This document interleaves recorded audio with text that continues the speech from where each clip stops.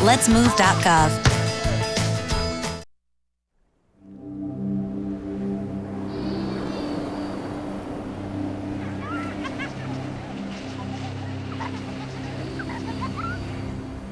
Every time you purchase a fishing license or register your boat, you're helping to preserve our nation's coastlines, lakes, rivers, and streams, protecting memories for generations to come.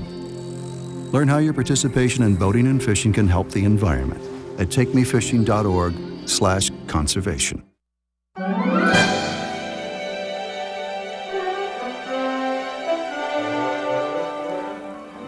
Welcome back. We've got two very special guests with us. We have Dr. Lavinia Draper, who's here from UB Kinsey Palmview Elementary School, and the principal of that school was Adrienne Howard. So welcome to Cultural Capital. Thank you. And Dr. Draper, I understand you have very, very big news. And let me just tell you, it's exciting for us in Palm Beach County that you're going to be an ambassador for us as you go across the pond. But tell us about how you got the Fulbright Scholarship for teaching. Well, I saw the application online and I thought it was about time to seek another challenge. It had been 2.5 years since I finished my PhD, and I applied, became a finalist, approached my principal who supported me, and was accepted 9 months later. Wow, it's not an easy task. I mean, it's very competitive. Very. Yeah. Very. It's a lengthy process. I've heard 800 applicants and only 20 were chosen, and I'm the only one from Florida in the southeastern United States. Congratulations, very much. And what are you going to do? And tell us where you're going to go. I'm going to Cardiff, Wales, the capital of Wales, a little country in the United Kingdom. I'm going to be doing exactly what I do here at UB Kinsey, but in the United Kingdom. I strategically picked Cardiff because they're faced with the same issues we are here in Palm Beach County, with a diverse population, low literacy rates in some areas, and high poverty rates. Okay. And I strategically picked that location for that reason. I'm not going to be doing as much teaching as I do at UB Kinsey. I'm going to be doing a lot of modeling, training, and also giving presentations throughout the United Kingdom. To other teachers? Yes, and to other arts organizations. Oh, okay. In fact, let's come back a little bit. You're over there, and part of the reason is because of your whole arts integration. Absolutely. So that is my specialty area. That is your specialty. How did you get involved with that? Well, I started at UB Kinsey. It'll be 16 years ago this year. I started as a theater teacher / Spanish teacher. And I was drawn to UB Kinsey because I am a visual and performing artist. That was my minor in college. Yeah. And I became quickly frustrated with students not recalling information I had taught the week before. And teaching theater and Spanish, I would only see the students once a week. And I began observing our art teachers and what they were doing with visual and performing arts and music and dance. And I started incorporating them, just as an instinctual response to meeting the needs of my kids. Correct. And then through the master's program at FAU, I became more involved with it and training myself and learning more about the area and reading about the research that supports the arts and learning. Yeah. Not only does it boost student achievement, kids are more motivated. Your classroom management is better. Kids want to come to school. You have fewer absentees. The parents get involved because they're going home and sharing everything they're doing in the classroom. I can feel the passion. So it was a natural response. Also, when I studied at NYU, I did take theater and education courses. Yeah. And so I had different approaches under my belt. But basically, it was a need to reach my kids and get information in their long-term memory, so I wouldn't have to keep reteaching everything. That makes sense. Now, Principal Howard, 16 years. That's a long time. Very long time. UB Kinsey, was it Palmview? UB Kinsey Palmview? Yes, it's UB Kinsey. What makes that school so different? I mean, we all have heard about Dreyfus, and we've heard about Bach, and we've heard about UB, as well as Pomosa now, I think. But what makes it so unique that you're using arts? It's an opportunity for kids to do things that they have a passion about. Okay. We offer different disciplines, performing arts and visual arts. Kids are allowed to act, dance, sing, play the piano, do a lot of things, even TV communications, where they can express themselves. When you allow kids to be creative within the classroom, I think you reach them a different way. They want to learn. They get a passion for coming to school. Right. Following up with what Dr. Draper said, minimal discipline problems. No kidding. A great place to be. And our kids do matriculate to Bach if they pass the audition. But it's a wonderful place. So not all of them go to a Bach? No, some students choose other disciplines depending on where they want to go for middle school. Right. Like the arts, the STEM. Yes. Some of them want to do the science and the engineering. And so they'll choose some of those other schools. And they have arts in those schools. So they can continue the performing or the visual. But that science connection is there. That math connection is there. But you certainly are a proponent that says we need art in all schools for all kids. Because with just what you said, the learning capability.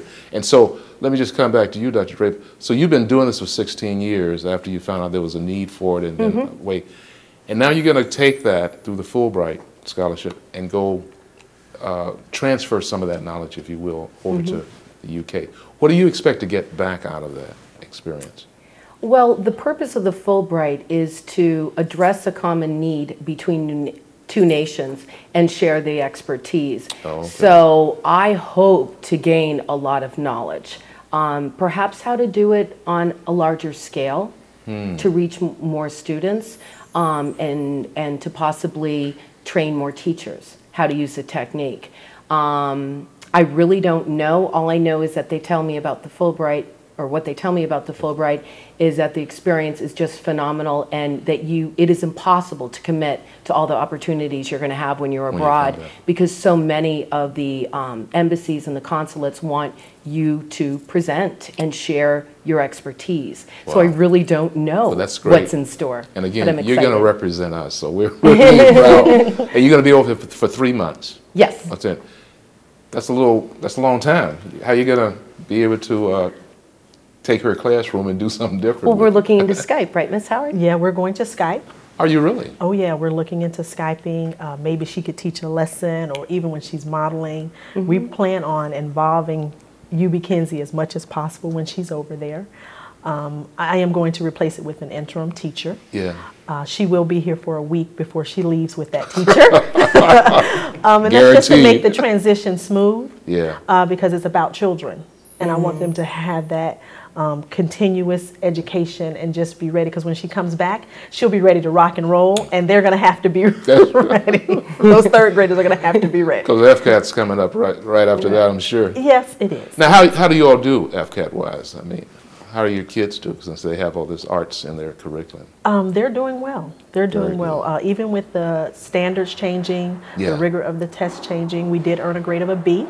And I know there were some stipulations put in for letter grades this year, but we earned outright our B, and I say it proudly. Very good. But the bottom line is that you're teaching children to become adults, and to be successful in life, not just to take a test. I heard you. I understand.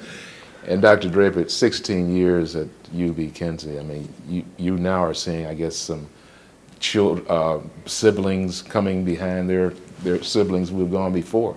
Yes, Are you proud of your kids? I'm really proud of my kids, and I love my families and my parents who are so supportive and put up with my challenging curriculum and my weekly tests. And I know it can be very demanding for some parents at times, but in the end, they can see the progress of their children. I mean, it's very evident. And I love getting them involved through the curriculum. And that's what Ms. Howard was talking about. When she goes in your classroom, they're up, they're active, they're moving. But that's all part of the learning experience. Absolutely. Wow. Absolutely. And I teach social studies and writing. So I'm taking the core vocabulary, words, and concepts, and we're incorporating rhythm and music. So all of our vocabulary terms are acted out. They do that through rhythm. And then when we have our passages about the content in social studies that they need to learn, they do it through dramatic play.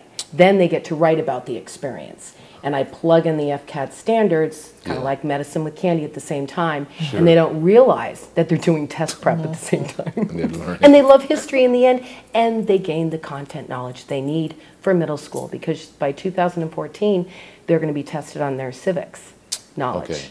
And if they can't pass, they can't go to high school. Let me close this out by asking this question. We just had Dr. Gil Bernifert from FAU here talking with Jan Radusky about this whole STEM, science, technology, engineering, math, and turning into STEAM, putting the A for the arts. Are you integrating at UB Kinsey some of the arts within the science and classes? Yes, we do. We work very closely. My regular ed teachers work very closely with my fine arts teachers. They ask what standards they're teaching, how can I incorporate congruent shapes in visual arts so the kid could get it when they go back to math class. So we work closely together. And my regular arts teacher, they integrate arts in different ways, you know, in different lessons. It just depends, but they all try to bring it together so we can have that connection, so kids can understand that it is connected. Yes, it is, absolutely. It's not separated, it's really all together. So Dr. Draper, such a prestigious award, really, the Fulbright. Talk a little bit about the Fulbright Scholarship. Well, the Fulbright Scholarship actually allows teachers to share their expertise abroad with other professionals. And it's interesting because we all have different specialty areas. Some are librarians, some are high school English teachers, but they all have a specific area that they've been focusing on in their profession and in their advanced degree. My PhD was in the impact, or my dissertation was about the impact that the arts have on learning. Yes. So again, I can enhance upon my research. I'll be conducting research over there on the students I work with. So I will be conducting a capstone research project. I will be doing a pre-test, post-test survey to assess their attitudes about learning, motivation, try to get a little bit behind what the apprehension is and why the low literacy rates.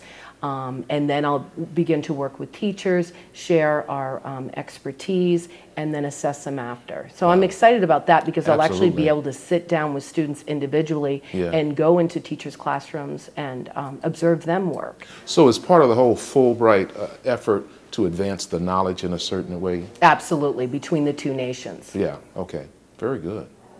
Well, this has been great. I'm glad to talk to both of you, and congratulations, and thank you very much. We look forward to having you come back and sharing with us what you learned in Wells and what they learned from you there.